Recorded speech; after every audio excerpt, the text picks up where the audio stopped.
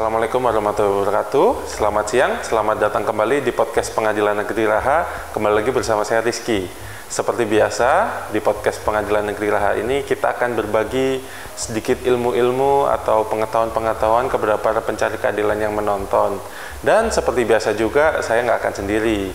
Saya akan ditemani langsung oleh Ketua Pengadilan Negeri Raha, Bapak Muhammad Sukamto, SHMH. Selamat siang, Bapak. Siang, Mas. Selamat datang kembali di podcast Pengadilan Negeri Raha, Bapak. Ya, makasih. Oke, Bapak, kali ini di podcast ini kita ingin sedikit membahas mengenai eksekusi, Pak. Eksekusi, ya. Iya, mungkin bisa sedikit dijelaskan, Pak, mengenai apa sih, Pak, eksekusi itu dan dasar hukum dari eksekusi itu sendiri, Pak.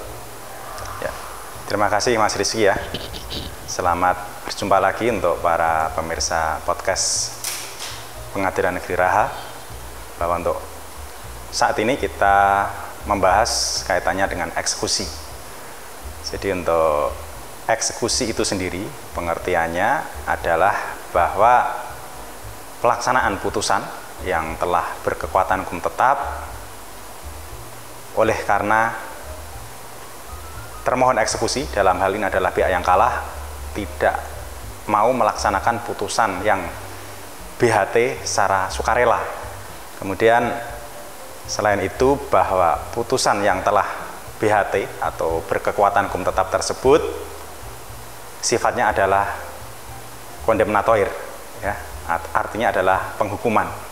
Sehingga oleh karena tidak mau melaksanakan sukarela terhadap putusan yang BHT tersebut, maka dilaksanakanlah eksekusi atau pelaksanaan putusan secara paksa. Kemudian dasar hukumnya, Mas Rizky ya, dasar hukum dari eksekusi itu banyak sekali ya. Namun mungkin di sini perlu saya sampaikan secara garis besar eksekusi itu ada 3 macam. Yang pertama eksekusi pembayaran sejumlah uang, kemudian eksekusi untuk melakukan suatu perbuatan, kemudian eksekusi real. Aturan-aturannya yaitu sebagaimana 3 jenis eksekusi yang telah saya sampaikan tadi. Ada di situ pasal 197 ayat 1 HIR, kemudian ada juga pasal 225 HIR, dan juga ada pasal 1033 RV. Jadi itu adalah sebagian kecil dari aturan yang mengatur kaitannya dengan eksekusi. Ya, itu Mas. Ya, Pak. Jadi itu adalah pengertian dan dasar hukum dari eksekusi. Nah, ya, mungkin bisa dijelaskan lebih detail lagi, Pak, mengenai tujuan dari diadakannya eksekusi ini, Pak. Jadi pelaksanaan eksekusi itu adalah sebagai wujud pemberian hak, pemenuhan hak bagi pencari keadilan, dalam hal ini adalah pemohon eksekusi. Kemudian selain hak dari pemohon eksekusi terpenuhi, juga demi kepastian hukum. Artinya bahwa putusan pengadilan yang telah berkekuatan hukum tetap bukan hanya menjadi macan kertas, tapi memang benar putusan tersebut bermanfaat bagi yang menang, dan memang putusan tersebut amarnya atau isinya dapat terlaksana sebagaimana yang dikehendaki oleh pihak pemohon eksekusi. Dalam hal ini adalah pihak yang menang dalam berperkara di pengadilan. Oh, gitu. Begitu. Jadi itu adalah tujuan dari eksekusi, ya, Pak, ya? Tujuannya itu adalah hak, pemenuhan hak, dan kepastian hukum. Oke. Nah, itu. Selanjutnya mungkin bisa disebutkan, Pak, perkara-perkara apa saja, Pak, yang bisa dilakukan eksekusi ini, Pak? Mungkin kan kita lebih mengenal mungkin kayak yang diberitakan kayak tanah mungkin, Pak, ya. Sering itu di berita ada tanah. Apakah mungkin ada jenis perkara lain atau objek sengketa lain, Pak, yang bisa dieksekusi, Pak? Jadi perkara yang dapat diajukan permohonan eksekusi ke pengadilan negeri adalah pertama tadi yang mungkin fokus kita hari ini adalah di situ, yaitu putusan pengadilan yang telah berkekuatan hukum tetap. Namun demikian, di luar putusan pengadilan yang telah BHT tersebut, ada beberapa putusan yang dipersamakan dengan putusan pengadilan yang juga dapat diajukan permohonan eksekusi ke pengadilan negeri. Iya, sebagai contoh misalnya akta hak tanggungan, kemudian ada juga fidusia, kemudian ada juga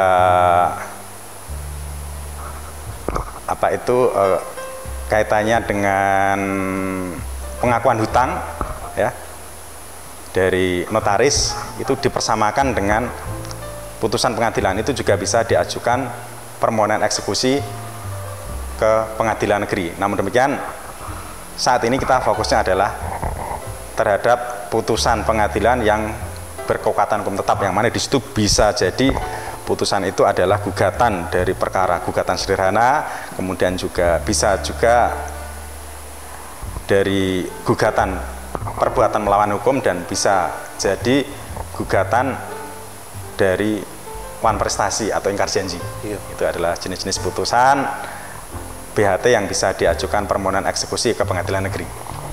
Baik. Nah, itu tadi kan sudah Bapak jelaskan dan Bapak sebutkan ya Pak. Nah, ini mungkin jadi salah satu mungkin bisa jadi ilmu untuk para pencari keadilan yang menonton. Jadi, oh saya bisa nih nanti kalau misalkan mengajukan gugatan, pengadilan bisa membantu melakukan atau eksekusinya gitu. Nah, mungkin bisa di-sharing juga nih Pak, tata cara dan prosedur apabila mungkin para pencari keadilan yang menonton mau bermohon eksekusi Pak. Jadi poinnya itu ya Mas, untuk pemohon eksekusi dengan membawa dokumen putusan pengadilan yang berkekuatan hukum tetap dan dokumen lainnya datang ke pengadilan untuk mengajukan permohonan eksekusi. Kemudian dari permohonan yang telah diajukan oleh pemohon eksekusi tersebut, maka ketua pengadilan negeri di situ dia menunjuk panitra dan atau panmut perdata, dan juga bisa jurisita ataupun tim yang telah di SK-kan oleh ketua pengadilan negeri untuk melakukan telaah ya. Artinya permohonan tersebut apakah bisa dilakukan eksekusi ataukah tidak. Telaah tersebut dituangkan dalam resum, kemudian resum tersebut dilaporkan kepada ketua pengadilan negeri, dan apabila permohonan dinyatakan bisa dilakukan eksekusi, kemudian dari pihak kepanitraan perdata menyampaikan kaitannya dengan biaya panjar perkara kepada pemohon eksekusi untuk kemudian dilakukan pembayaran melalui bank yang bekerja sama dengan pengadilan negeri untuk disetorkan biaya perkaranya. Kemudian setelah itu ketua pengadilan negeri melakukan pemanggilan terhadap termohon eksekusi ya, untuk dilakukan unmanning atau peringatan. Kemudian setelah dilakukan peringatan, yang mana termohon dipanggil untuk hadir di pengadilan dalam waktu 8 hari setelah unmanning, maka pihak yang kalah, dalam hal ini termohon eksekusi, diharapkan melaksanakan putusan dengan cara yang baik-baik. Artinya kita belum ke arah minta bantuan pihak keamanan. Namun demikian apabila ternyata dalam waktu 8 hari setelah dilakukan unmanning ternyata pihak termohon eksekusi tidak mau melaksanakan putusan secara sukarela, mau tidak mau, suka tidak suka, maka pengadilan negeri akan melakukan eksekusi dengan bantuan pihak keamanan ya. Bisa pihak kepolisian, dan atau apabila pihaknya ada unsur dari TNI, maka juga bisa bekerja sama dengan polisi dan juga apa istilahnya itu, provos dari pihak tentara itu ya.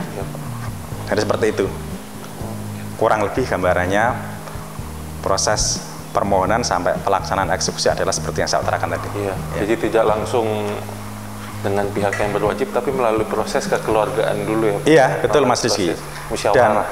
itu pun ya, tadi telah saya sampaikan bahwa pelaksanaan unmanning termohon dipanggil, namun dalam tataran praktek itu bukan hanya termohon aja yang bisa dihadirkan di pengadilan, namun juga pemohon eksekusi bisa dihadirkan di pengadilan. Artinya bahwa sebelum kita lakukan upaya paksa, seyogianya antara pemohon eksekusi dan termohon eksekusi bisa berdiskusi atau bisa membicarakan kaitannya dengan pelaksanaan putusan yang BHT tersebut dengan cara-cara yang bersifat kekeluargaan dengan pengadilan negeri sebagai jembatannya.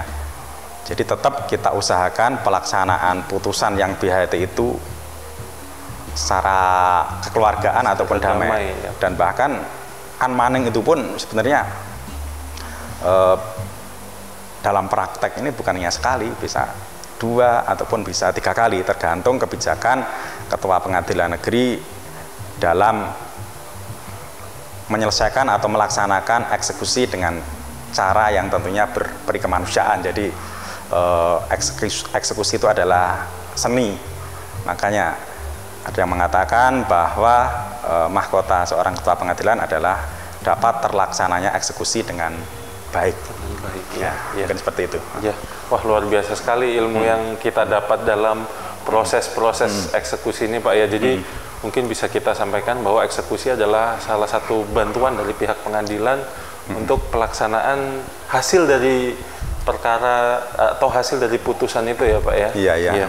Oke, mungkin sebelum kita tutup nih Pak, ada pesan-pesan kepada para pencari keadilan yang menonton mengenai eksekusi atau hal lainnya, Pak? Ya itu Mas ya, mungkin tadi di awal kan saya sampaikan bahwa eksekusi itu poinnya ada 3 jenis ya.